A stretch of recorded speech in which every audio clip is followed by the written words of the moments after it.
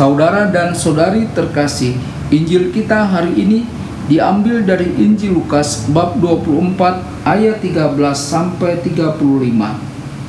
Pada hari itu juga dua orang dari murid-murid Yesus pergi ke sebuah kampung bernama Emmaus yang terletak kira-kira 7 mil jauhnya dari Yerusalem.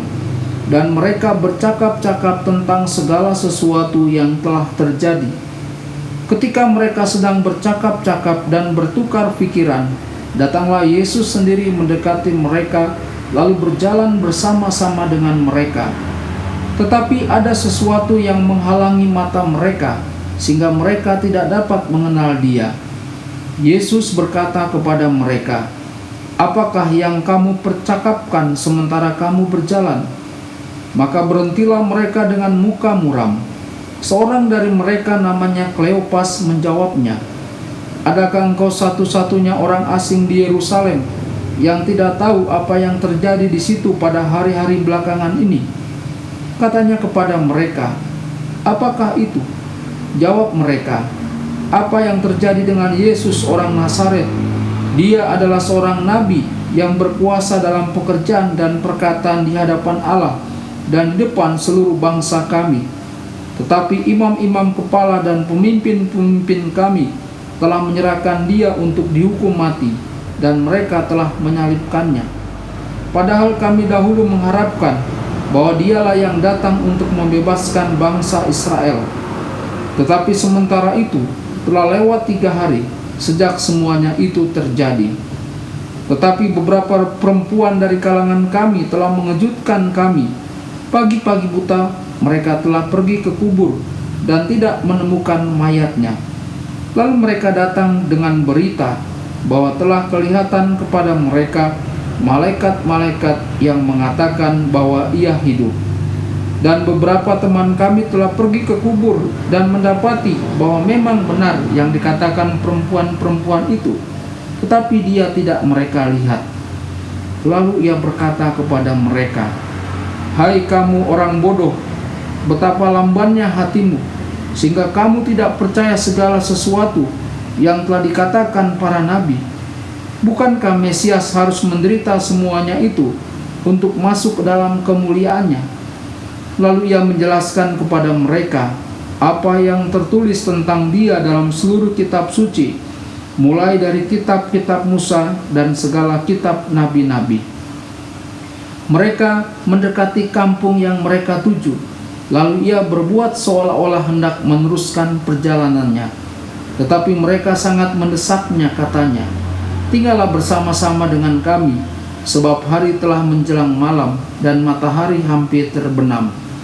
Lalu masuklah Ia untuk tinggal bersama-sama dengan mereka. Waktu Ia duduk makan dengan mereka, Ia mengambil roti, mengucap berkat, lalu memecah-mecahkannya dan memberikannya kepada mereka.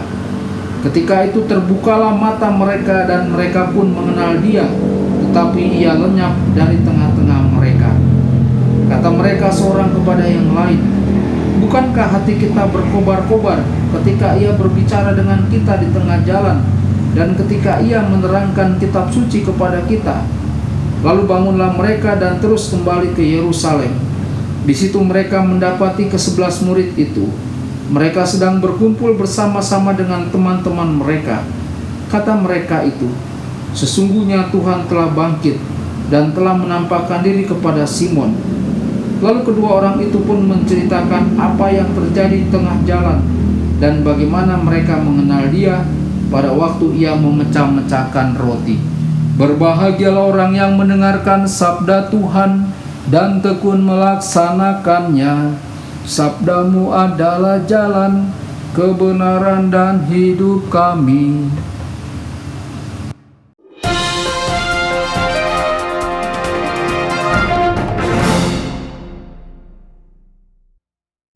Saudara dan saudari terkasih dimanapun Anda berada, jumpa lagi dengan saya Romo Tedens dalam saluran Warta Kabar Sukacita.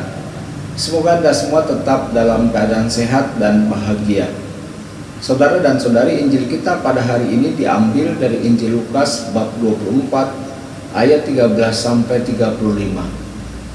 Dalam renungan kali ini Kita mohon agar Tuhan Yesus berjalan di sisi kita dan membuka diri kita untuk mengerti sabdanya. Sudah berakhir.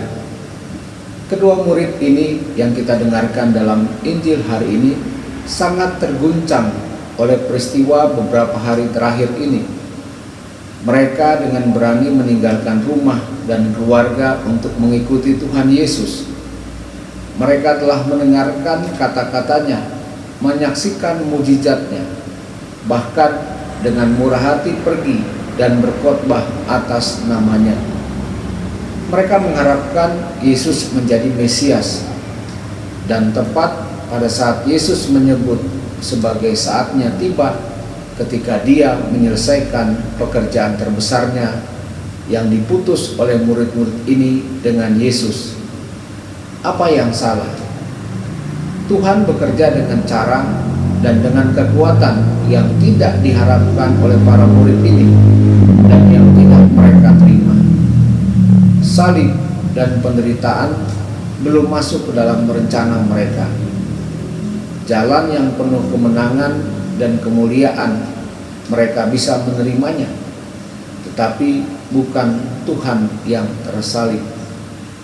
Selama ada mujizat yang menyemangati orang banyak dan emosi yang tinggi, mengikuti Kristus adalah urusan mereka.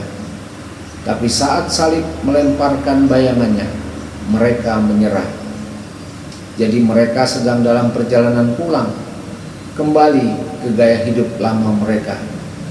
Harapan hancur dan wajah tertunduk.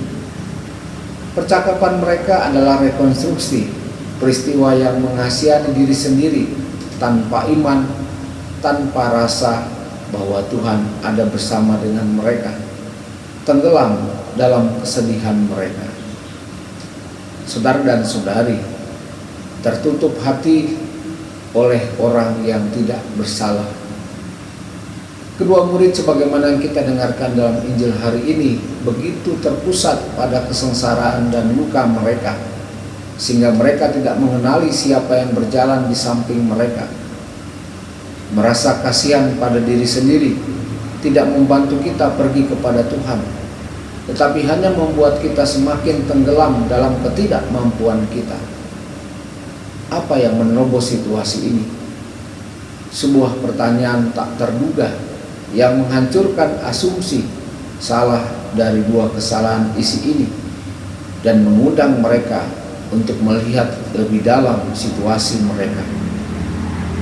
Refleksi yang jelas tentang peristiwa nyata dalam hidup kita dan bukan rencana dan harapan kita yang rusak dan terbatas adalah apa yang mulai membuka pintu menuju harapan yang terlahir kembali. Apa yang kamu bicarakan? Mengapa? Apakah kamu gagal memahami sesuatu? Berbagi roti kita dengan orang asing. Yesus adalah gembala yang mencari dua domba yang tersesat ini. Seperti biasa, Yesus dengan ahli dan lembut mencerahkan hati nurani mereka dan menuntun mereka kepada kebenaran.